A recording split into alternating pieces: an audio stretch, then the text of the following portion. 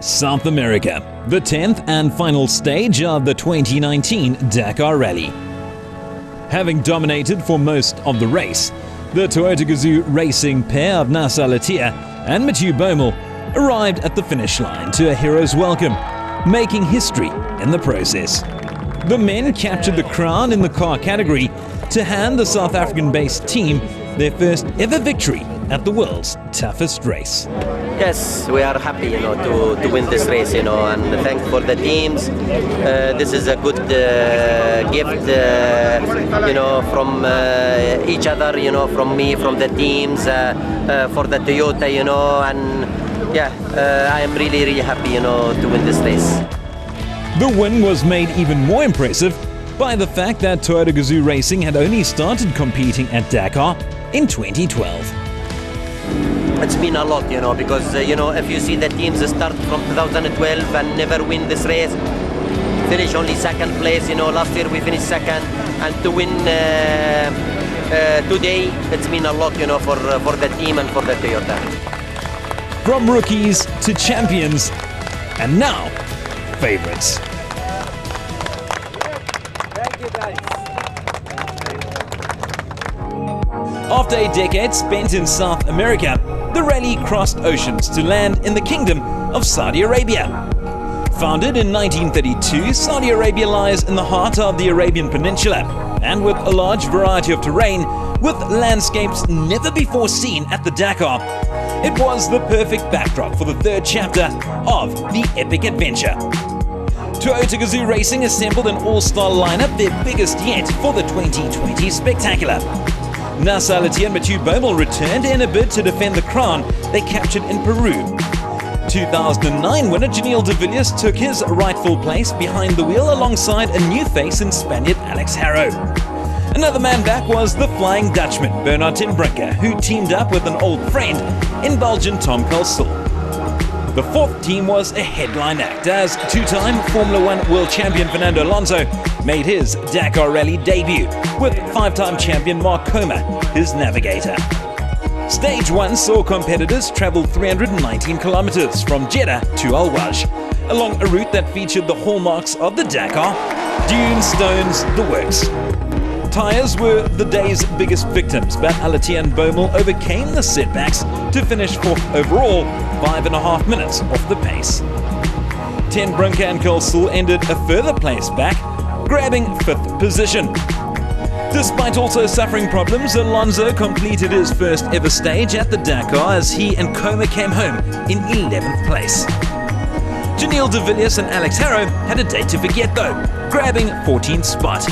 Stage 2 upped the ante, with competitors travelling 367 kilometers from Al Waj to Neom. De Villiers proved why he is a former Dakar Rally champion as he and Harrow cruised to an emphatic victory to finish almost 4 minutes clear of their nearest challengers and move to 6th overall. I know it happens like this in the Dakar. You can have a very bad day and then next day you can have a very, very good day. It's just to, the way you limit your bad days and limit the time lost, but for sure, really nice day. Al-Attiyah and Baumel moved up to third place, while Bernard ten Brinker and Tom Kalsul expected to be stranded for hours due to continuous tire problems before de Villiers came to their rescue with a spare. Alonso wasn't as fortunate. While he and Kermit challenged the front runners, disaster struck as they lost a wheel, which cost them hours. At least we are here in the bivouac.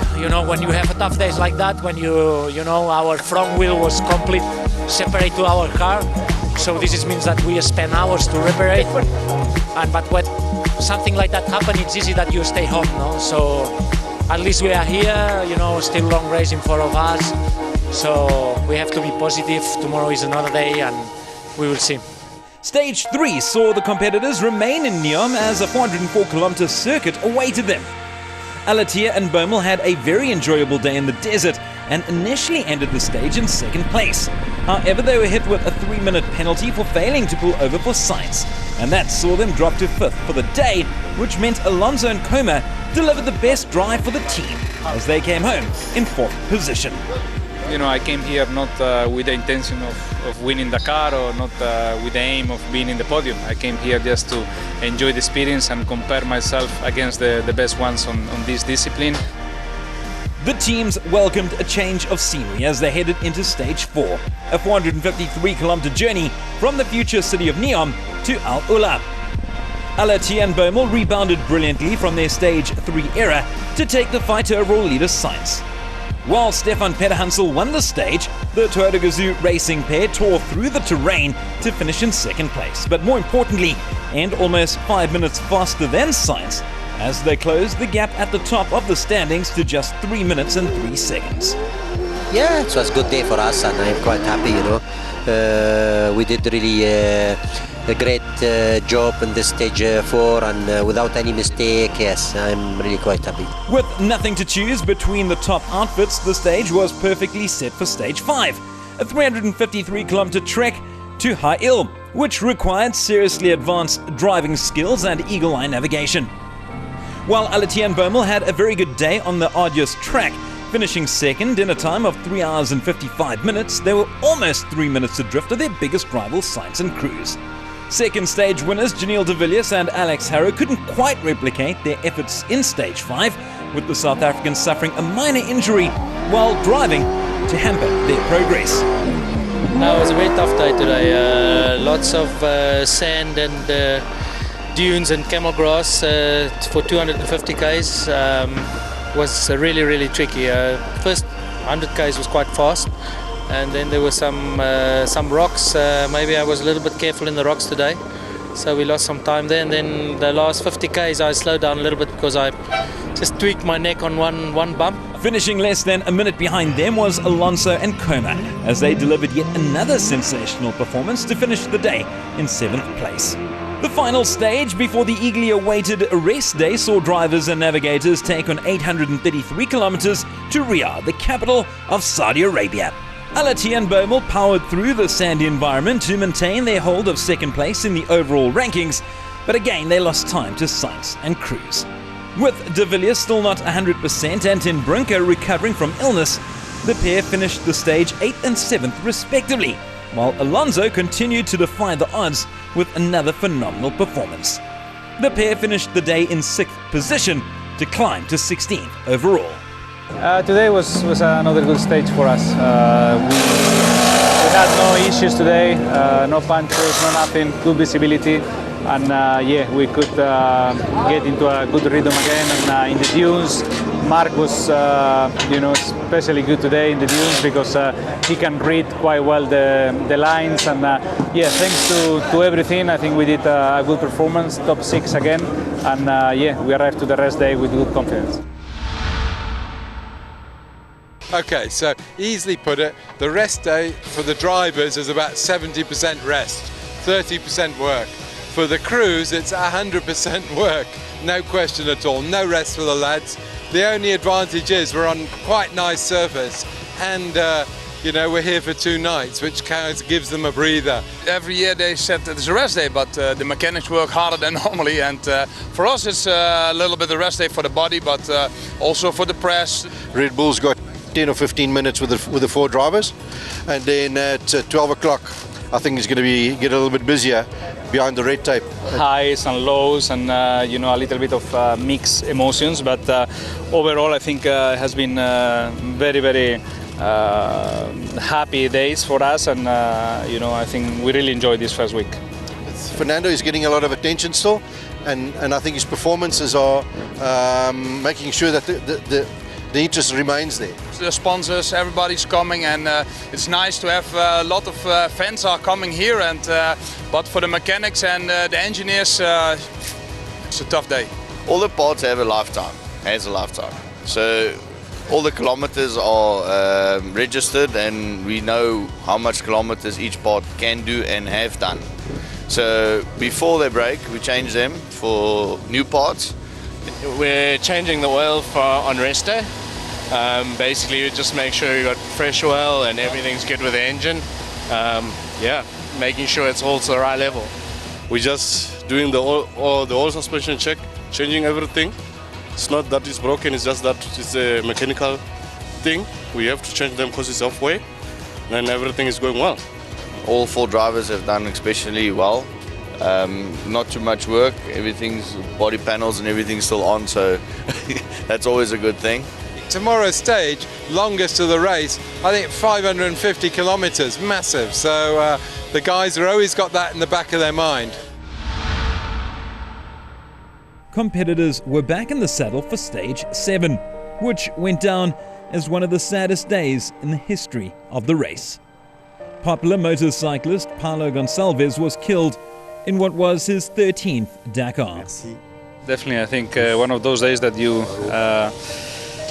you don't want to hear and you don't want to experience in any motorsport race. But yeah, today very sad news with the biker, with Paulo, and yeah, our condolences to the family, to his friends, and yeah, definitely whatever the result is today, whatever our personal experience during the stage will never be, important compared the sad news. So yeah, a little bit shocked and a little bit sad today. While racing seemed almost secondary to the tragedy, stage 7 was a fast one. Competitors left the capital of Riyadh for a total trip of 741 kilometers to Wadi Al Dawasir, the longest journey at this year's Dakar. Expectations were high that the route would feature plenty of climbing portions and off-road alternatives, but the stage was all about speed. Toyota Gazoo Racing's Nasser Al-Attiyah and Mathieu Baumel went flat out for the majority of the stage, given that the route required little to no technical driving, and the pair reached the finish in a time of 4 hours, 18 minutes and 23 seconds, second for the stage, but over 2 minutes behind overall leader Carlos Sainz.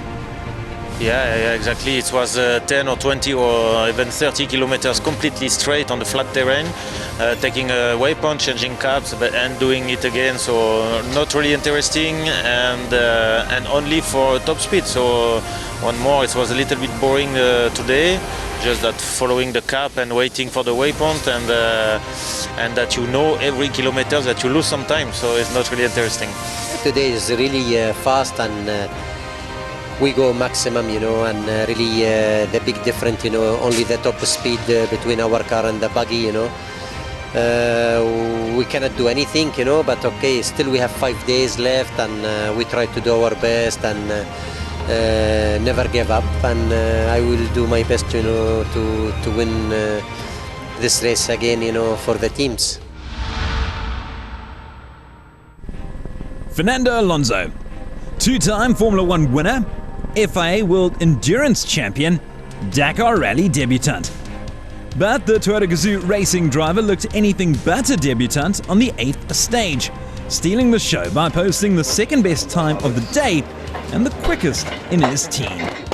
Yeah, it was unbelievable to be competitive and have one of these long stages with everything, a lot of dunes as well, and nearly fighting for the victory was unbelievable, and it's hard to believe that a couple of months ago I was never in a rally car, and now you are fighting with the top guys, so extremely happy.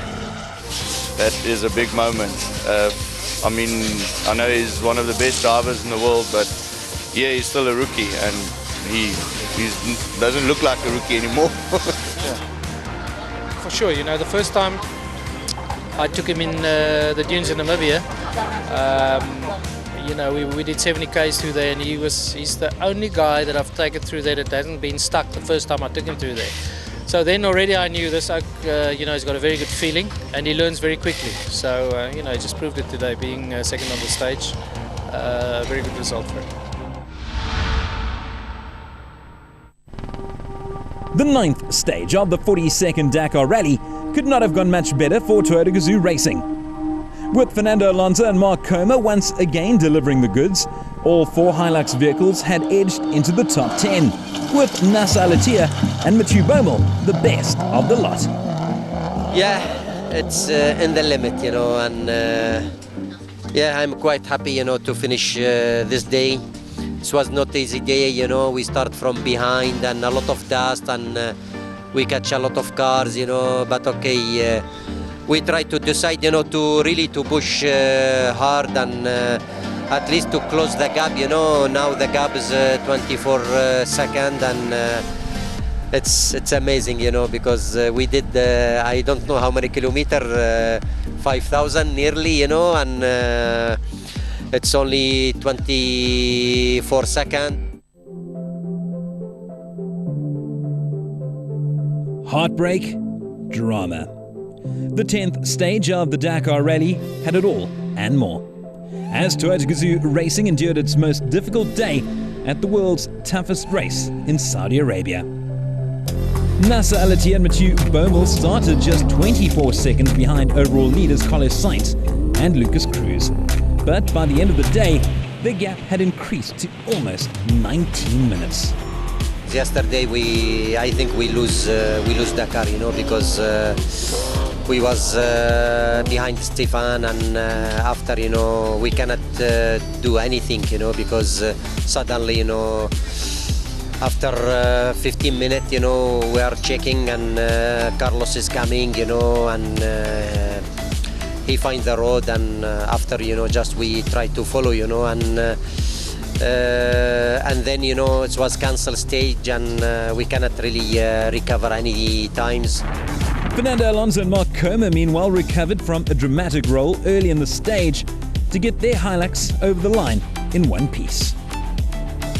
It was not scary, you know, when you crash at 250 or 260 in a Formula 1, you know, if you roll at 40 kph, it feels like in a slow motion, but it has been a lot of talk about this roll, because today that I recover the network, I have like 60 SMS, you know, from all my friends, you know, if I was okay. So it's sad, you know, that there are so much talk about this small thing and not enough talk about our performance, I think. With the finish line in sight, competitors took on the second half of the marathon stage on what was the penultimate day of the 42nd Dakar Rally.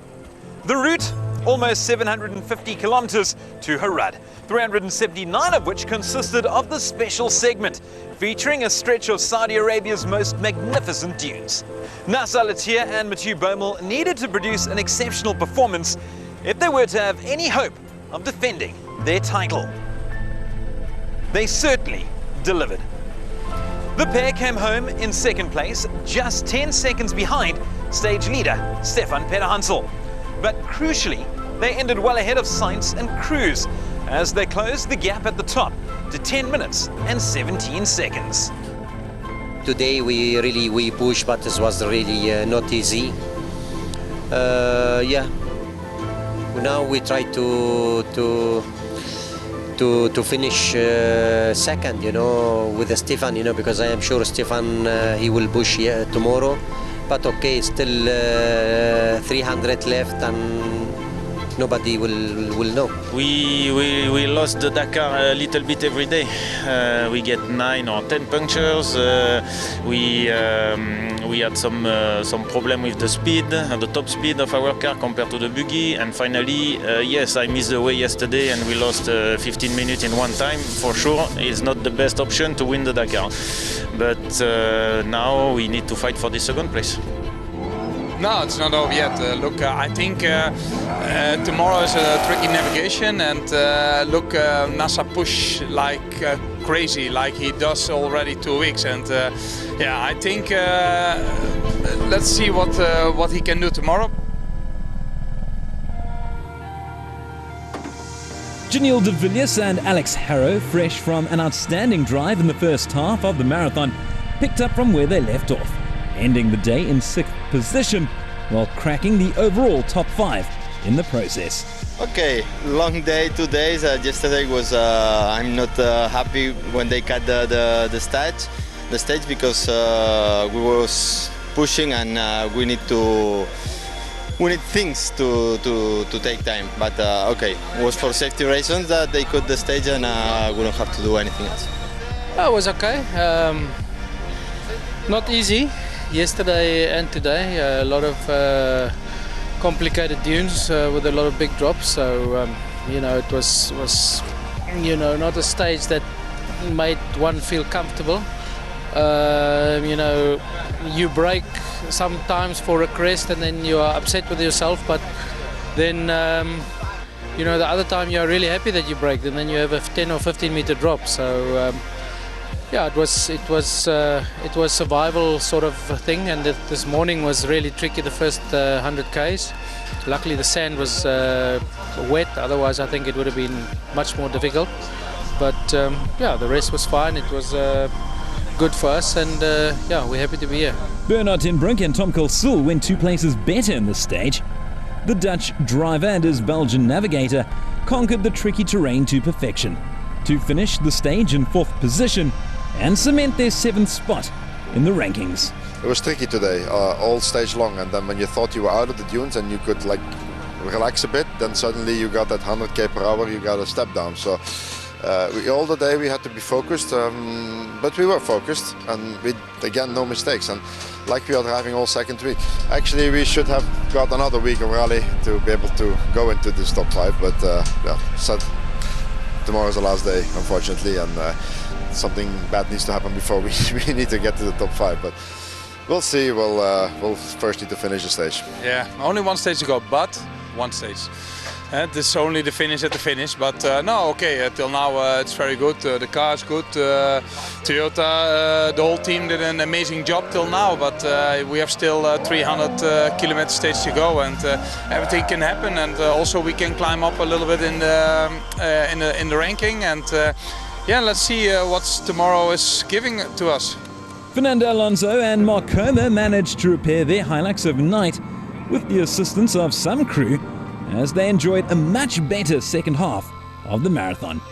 Today, the second part of the marathon, it was definitely difficult because the starting position 113, so we started behind the trucks and everyone, and the dunes were very soft. But I think we managed to complete the 2 days with not too many dramas, and yeah, 1 day left to finish Dakar.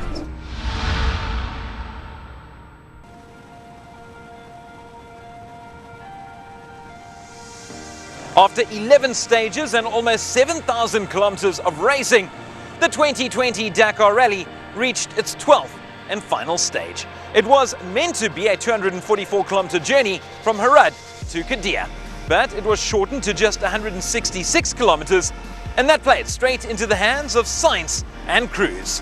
Despite the setback, Alatia and Bommel went all out as they attempted to defend their crown in the car category. They did an exceptional job. While Sainz was the obvious target, they also had Mr. Dakar himself, Stefan Petterhansel, to deal with, as the Frenchman started the day just 6 seconds behind the Toyota Gazoo racing pair in the overall standings. The defending champions, though, were simply too good, ending 56 seconds clear of their nearest challengers to win their first stage of the 2020 edition, and the second for Toyota Gazoo Racing. Sainz and Cruz, meanwhile, crossed the line almost 4 minutes off the pace, but that was enough to see them capture the crown. Yeah, actually we are here, to win this race, to defend our title, from last year. But okay, to finish in the podium, second place is not really bad, and it was a new rally for us.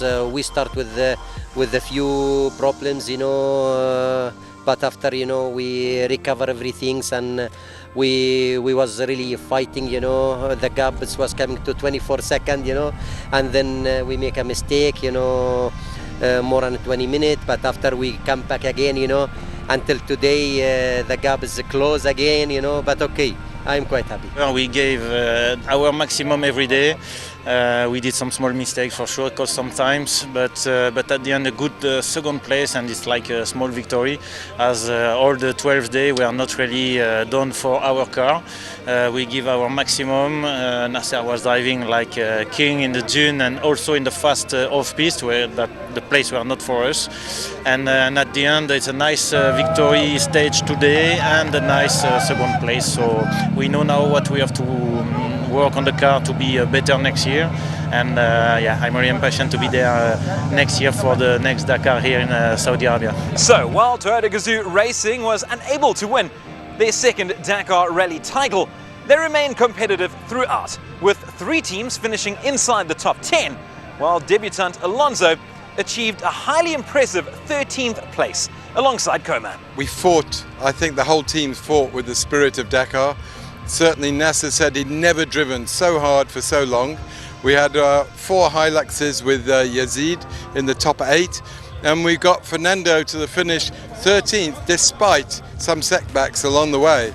Happy to be here. Obviously, this is the toughest rally in the world, and we finished in the first attempt. I had the best team around me, you know, all the Toyota Gazoo guys and Mark in the car, and I think thanks to them, you know, we finished in the first attempt. So I'm really grateful now, and you know, enjoy the last 2 weeks. Janelle de Villiers and Alex Harrow finished 7th for the stage, which was enough to see them crack the top 5. Yeah, look, it's always nice to finish the Dakar. You know, it's a tough race to finish, and yeah, to be at the end on the podium is always a good feeling. You know, I think it was a great race for the first time in Saudi. You know, especially the first week, beautiful scenery. Second week, a little bit faster, and then really difficult dunes in the end. But you know, overall, I think. Great race, well done to Carlos, which won the race again, really impressive, and you know, also to Nasser and Stefan, they all did a really great job throughout the week, and were really fast.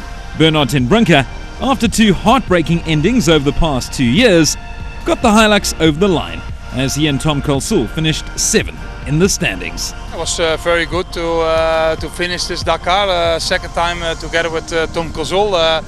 Last time we did P7, we hope now P6, and we're very happy.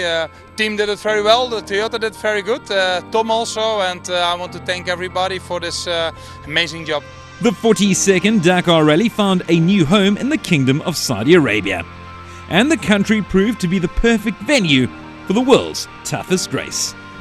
I think it was a good experience. Obviously, I don't have any reference in South America, but I found good place here.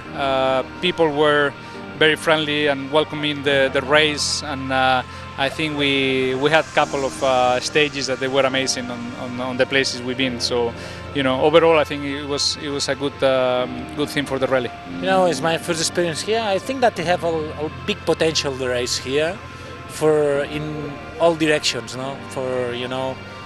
The country, desert is fantastic, you know, and infrastructure is super well, so we're in the right place. For the first time the race, country hosted the race here, I think they did very well, and yeah, excellent race, and no reason for us not to come and do it here again. It's, you know, it's true to the Dakar traditions, and you know, it was very challenging.